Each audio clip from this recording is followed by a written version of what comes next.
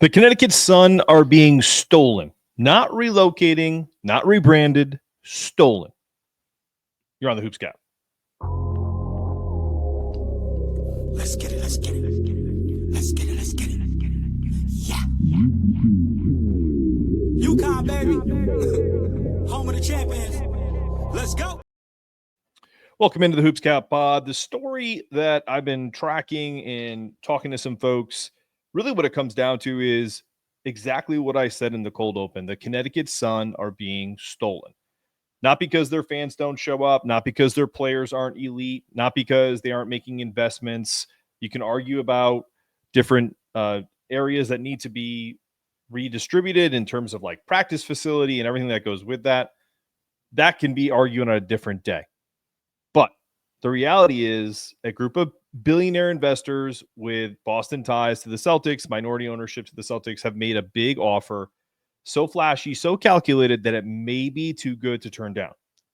And the people of Connecticut, where I've called home for over 25 years, they're watching this happen in real time with the kind of helplessness that you feel when a storm cloud's already above you and you don't have essentially anything to cover you from this inclement weather.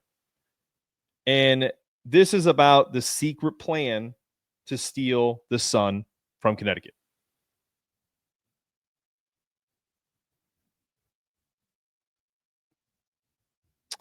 The Celtics minority owner, Steve Pagliuca, yes, that Celtics team that you guys probably, some of you know and love, has made a record-breaking offer to purchase the Connecticut Sun from the Mohegan tribe for $325 million. To put that into perspective, the tribe bought the team in 2003 for less than $10 million.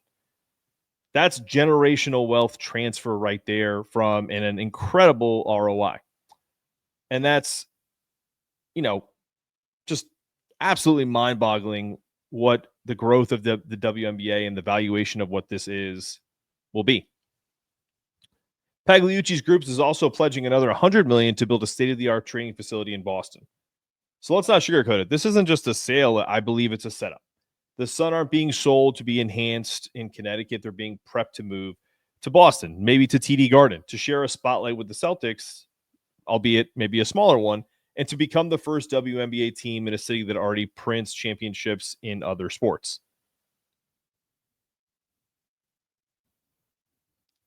Boston's a sports town. There's no doubt about it. And you guys can call me a hater because I'm a Yankee fan and a New York sports guy, but I have a lot of respect for Boston sports teams. Like right now, all of the fuss about the Red Sox, and all of a sudden you turn around and they're creeping up on the Blue Jays and have surpassed the Yankees this year. So I have when the Boston teams are good, it's typically good for the leagues that they're in. But the WNBA was never theirs to begin with until essentially now. Pagliuca and his group have mapped this out, new arena plans, a more central sponsorship opportunity. They're all lined up like dominoes. And make no mistake, this isn't a charity move. It's a chess move, a power play, a way to create a WNBA franchise that can rival Las Vegas or New York in relevance, merchandise, maybe even superstars. And guess what? The league never even had Boston on its short list of expansion cities. This is kind of a backdoor entry. If this sale goes through, and there's a big if on that, the WNBA Board of Governors signs off on it, it's game on, and Boston will have their team. And Connecticut will have, again, questions.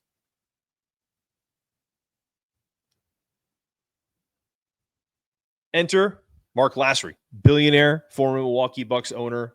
Believe he's a Westport native. No stranger to high-stakes deals. Lasry is reportedly leading a competing offer to keep the Sun in the state. And not just in Connecticut, but Hartford. He's backed by state officials, including Governor Ned Lamont, who've already said publicly will do what it takes to keep the Sun in Connecticut. The proposal includes moving the team to the People's United Center in Hartford, upgrading facilities, investing in making the Sun Connecticut's team again, not just the Mohegan tribes. And that means something because Connecticut doesn't have a major pro team. The Sun are the show. If we're not talking about UConn men's and women's basketball, we can debate whether that's semi-professional sports another day. And why are they for sale at all? let's not ignore the why. The Mohegan Tribe has done a decent job keeping the Sun competitive. The team has made the playoffs, been to the finals, built a culture, they've won titles. But the truth is their practice facility is completely outdated. The economics are shifting, and if you're a sovereign nation with the opportunity to sell for $325 million, you're clearly going to listen. Some reports say the players have voiced concerns about amenities. Others say the tribe simply doesn't want to be in business long term. And in talks with Boston, they walk in with the money, the muscle, the narrative, the history of Boston sports, and things start to roll.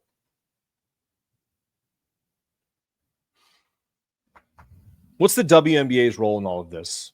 Well, here's kind of the catch. Even if the Mohegan Sun tribe agrees to sell, Pagliuca wires the money, the WNBA still has to approve the move. That means a vote of the Board of Governors, and maybe, just maybe, they pause. In particular, with Ned Lamont and the minority owner of the Bucks in talks to keep the team in Connecticut. Because, again, Boston wasn't in the last round of expansion discussions. Connecticut fans are loyal. And let's talk about that for 1 second here. If the WNBA is going to do the right thing here, and maybe the first thing that they've gotten right in a really long time, because I feel like they really haven't leaned into a Paige versus Caitlin Clark narrative. They really haven't leaned into the idea that a lot of people want to watch women's sports, but they just want to watch the sports. And there's nothing wrong with being a social activist. There's nothing wrong with believing in the things that you believe in. But a lot of times people want to just get away from things. And the average sports fan doesn't need to be told, what to think or what to do from a league that has been begging for relevance for years. And to take the one area in Connecticut, albeit a small market, that supports this team vehemently, always sells out, always brings in big crowds, relatively, small to the region, but it's a fan base that cares, versus going to a bigger market where, sure, do I think a Boston expansion team could thrive? Without a doubt. Look at the Valkyrie, they sell out, they're doing a great job, and that's in San Francisco. But it pains me to think that the WNBA would lose. It's essentially the OG, right? The old school, been doing this since 1990, Connecticut women's sports fan.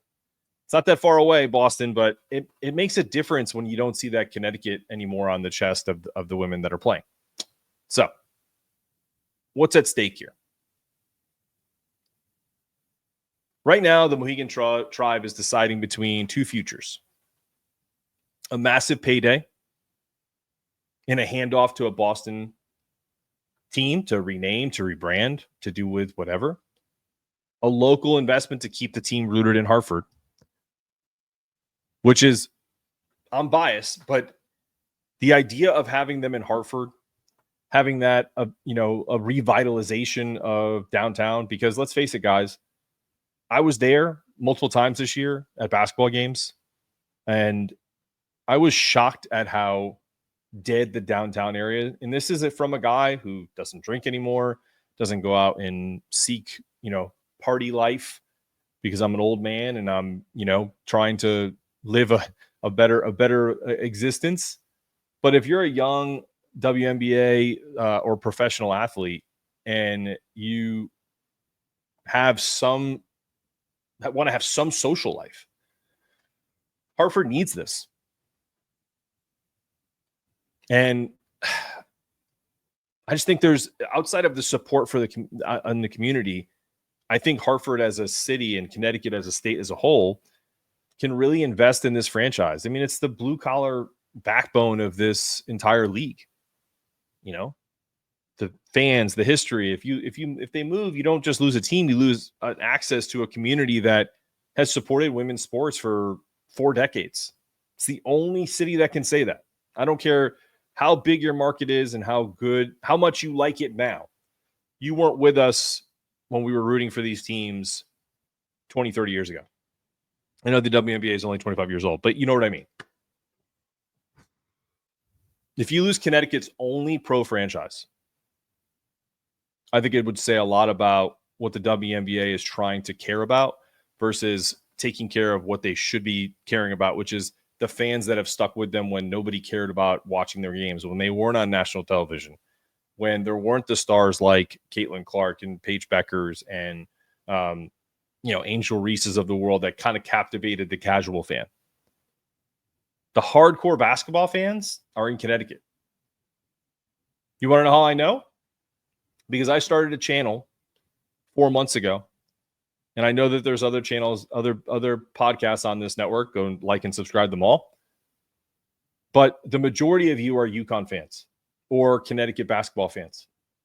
And that's how you know that we've almost gotten 20,000 subscribers. Or is every one of those people living in Connecticut? Absolutely not. I don't even live in Connecticut anymore. But culture doesn't come in a box with a practice facility. This team has a rooted culture in Connecticut. And to take it away would be almost criminal, especially with what's going on with this kind of backdoor deal. It wasn't a approved expansion list. They are absolutely trying to kind of snake this team out of the state of Connecticut at a time when the Mohegan tribe is like, we want to get out. So what happens next? Well, right now, the tribe is essentially trying to figure out what to do here. And for me personally, I have to say in closing, I know this is kind of like a mini pod. If the Sun leave, it won't just be a loss. It'll be a warning that no matter how loyal your fan base is, no matter how long you've built something real, it only takes money and a little bit of a grass is greener, change of the direction or story. And for me, this is a fight for the Sun. It's only the beginning, because as we had a conversation with Morgan Tuck, the GM of the Connecticut Sun, and we asked her if things started to heat up, would she come back on the show to talk about things? Well, the request has been asked, and we shall see when and if she can meet us halfway and kind of talk through some of the things that are going on. But I'm a straight shooter. I like to call a spade a spade. And to be honest with you, this feels very dirty. If the team was floundering and they had no history and they, were a team that, that just didn't really feel like a fit for the region, and, shiny Boston comes in and says, hey, we can do this, and this for you, then I would say, and that was initially kind of my thought process, because I've been to Hartford recently, and there's really no other city that I think could handle a pro sports team in the state. New Haven's too small. The Inner Harbor was meant to be kind of similar to like Baltimore, but there's not enough infrastructure in that place to kind of build a new arena and everything that comes with it. It's just one of those things where it just feels out of place. Anyway, look, that's the end of the show today. It's kind of a somber one, because I hope we have better news, and I hope Morgan Tuck can come on and talk through it. Maybe even Jennifer Rosati when we get a chance to see if we can bring in some major players and kind of give us updates and give you, the fans, some updates in the state of Connecticut and other places. But yeah, I hope the Sun is not stolen from Connecticut any more than winter does it on a regular basis. So this has been another episode of the Hoops Cat Pod. I know today wasn't a UConn basketball day, but this stuff affects women's game and there's plenty of former UConn players that have an interest in the Sun. So, and I know our fans do too. So we're always going to try to follow the stories and give commentary. And that's the deal today. We'll see you next time. See you tomorrow on the Hoops Cat. Let's get it. let's get it. Let's get it, let's get it. Yeah. UConn, baby. Home of the champions.